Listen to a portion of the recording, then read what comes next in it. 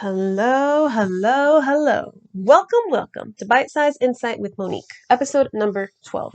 We are continuing our series on women in the lineage of Jesus. Number 4 is Bathsheba, and I have been looking forward to this episode because Bathsheba's story is one that many of you will be able to relate to. It's a story if you have ever gone through something in life that was beyond your control, that you had no say in it, that you were wronged and couldn't do anything about it. Whether that was something that happened financially, that where you lost your business, a bad business deal, if someone did something shady that you didn't know about, which got you in trouble, whether you endured abuse as a kid, in a relationship, you fill in the blank, whatever it is. But if something's ever been done to you that you were wronged and you had no say in it, this is Bathsheba's story. And I want to look at it from this angle because I feel like a lot of times preachers don't.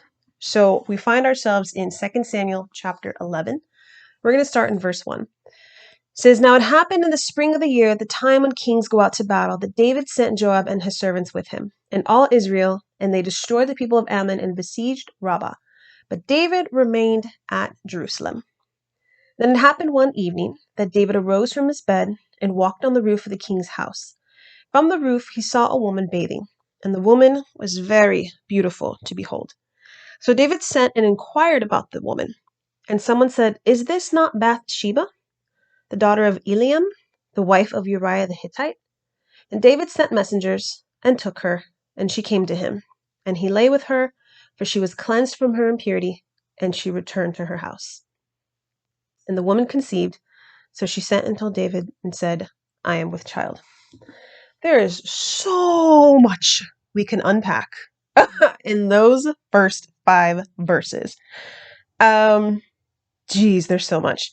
But let me just focus on, I actually talk about this in my online courses. You can always check out and join one of my online courses at pursuingpurity.info, the Temptation Under Pressure course. I really dive into this story.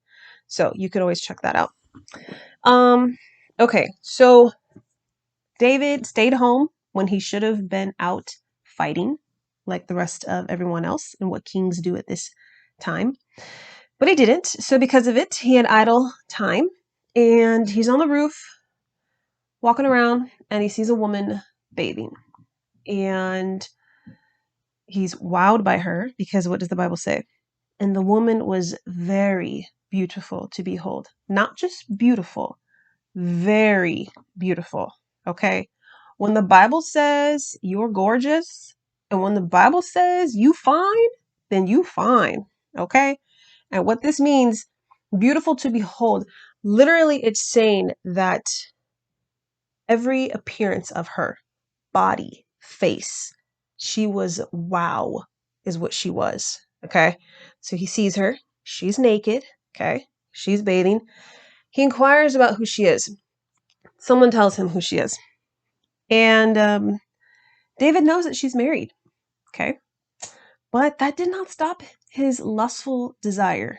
And you think that it would have, but it didn't.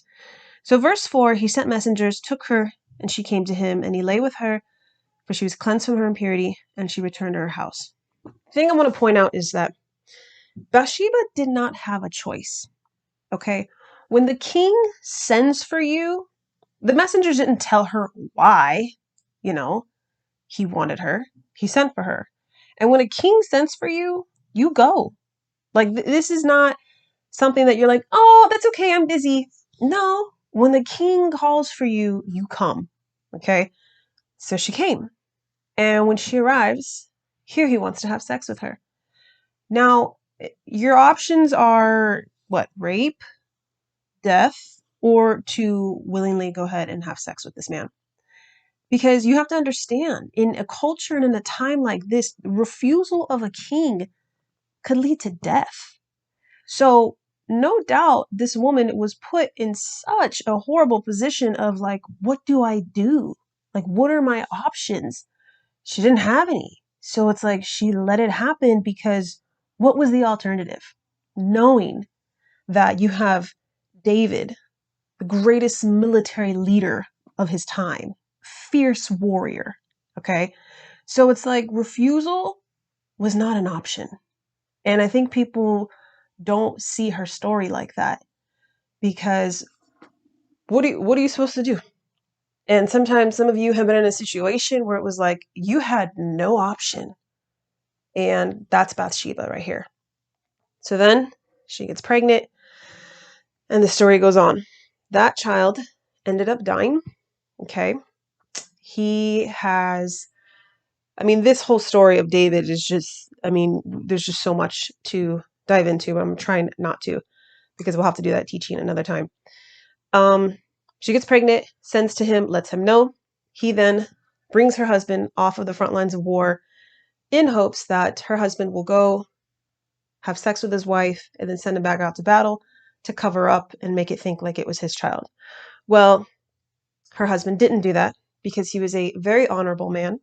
And he said, how could I do this? Go to my house, lay with my wife when my men are on the front lines dying. And it's such a slap in the face. Men, it's literally like you were on a work trip somewhere and your boss goes and takes your wife and has sex with her, then sends her back home. Like this is literally what David did because Uriah the Hittite was not just a random soldier. When you look in 2 Samuel, I believe it's chapter 23, we see a list of David's mighty men. And the last name you're going to see in that chapter is Uriah the Hittite. So David knew Uriah personally. This was not just a random guy. So first off, he knows she's married. And then secondly, she's married to one of his mighty men, one of his mighty warriors. So it's just all the more like, dang, David was dirty for this because he knew the guy personally, worked for him, fought with him, bled with him, knew this man personally, and still did this anyways. That's another whole sermon. But she had no choice, okay? Husband ends up getting killed in war because David sends him back to the hottest spot, the very front. He's killed. She goes into mourning, upset, sad, finds out her husband's dead. Then David takes her and marries her. So it's one of those things like, did she really have an option? Think about it. I feel like a lot of times we forget that people in the Bible were just like us. But put yourself in her shoes, okay? So much emotion, so much things happening that she has no say over, no control over. But in the end, God blesses her with a son, with David, who ends up being King Solomon, the wisest man who ever lived, and who became king, which means she became Queen Mother, which was a very high position. And so she was well taken care of. And despite all this happened, that's what I wanted to encourage you on. That there's an old phrase saying that God will give you double for your trouble. And it does not go unnoticed. God sees. And a lot of times things are in the works and things have to get played out. But God will make sure that you will be taken care of. And I heard a minister recently, she said that one way that God blesses you back, the one way that God restores back to you is through success. And success could be in many different areas, and bring the peace, bring the comfort from what you have gone through, from what was done to you, what happened without your knowledge, without your permission, that God will see to it. So you be encouraged that he'll give you double for your trouble and he will take care. And Bathsheba is listed in the lineage of Jesus, and she's someone that we can all relate to, and I know many of you can listening because had no control over the situation and she was wronged, but God blessed her in the end. So this is Bite Size Insight with Monique. Please go ahead and send me a message here in the Anchor app of other things that you'd like me to touch on. Please check out my website, moniquedeleon.com, where you can find videos and you can link through to the Pursuing Purity website and check out these online courses, which is more in-depth teaching and to help you grow. And I do have a book called Pursuing Purity Under Pressure. So I encourage you guys to check all that out. Until next time, come back because we are then going to get into Mary the mother of Jesus, which is the last woman listed in the lineage, obviously. And yeah,